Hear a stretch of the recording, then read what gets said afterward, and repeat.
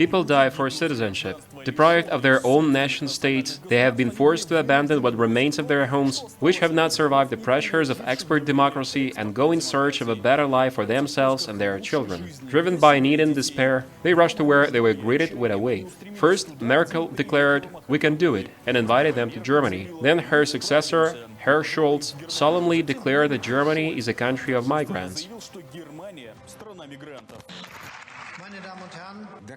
Dear ladies and gentlemen, Germany is a country of migrants. So now is the time for us to recognize ourselves as a society of immigration and integration. This includes the fact that we must facilitate the process of obtaining German citizenship. Only thus can we achieve full political participation and better integration. Citizenship will be possible after 5 years of residence in Germany. We will also allow multiple citizenship. This corresponds to the life reality of many people living in our country. Being, rather than appearing, a Democrat and a heartbroken human being is far more difficult than reciting it from high podiums. A cold reception is what awaits every disadvantaged person on the European border. People say, "You wouldn't turn a cat out on a night like this, would you?" Your hearts find it acceptable to do this to people. You called them. Remember, Merkel?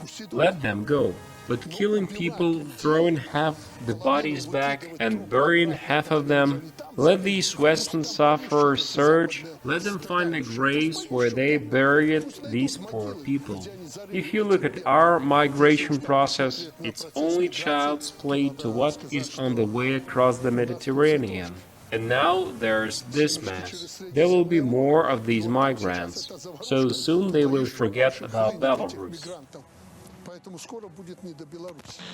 People of different colors and religions in Europe are once again subject to oppression and intolerance. According to social polls published by The Guardian, racism is becoming increasingly common. The study found that 45% of respondents had experienced racial discrimination.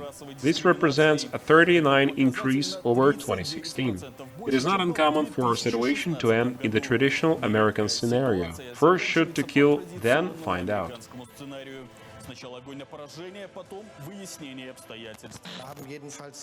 In any case, we have now increased security at the borders with Switzerland, Austria, Czechia and Poland to ensure that we can prevent people from simply passing through. Many refugees cross the Balkans or the Mediterranean through many countries in Europe and apply for asylum in Germany. This cannot be a reasonable system. That is why we must reach agreement with others on how to do so. It seems to be happening in Europe now, but we must also do our part, for example by securing the border sufficiently.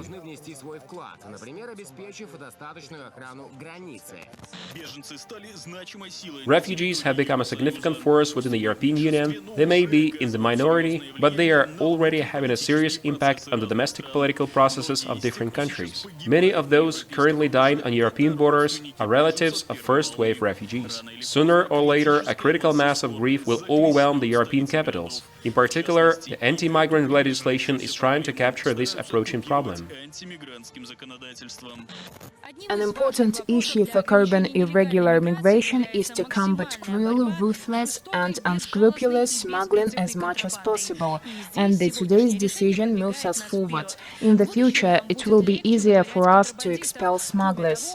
In addition, we will ensure that child smuggling is also punished in the future. So far, we have had a very high influx of illegal migration this year, and that is why we must act as a state.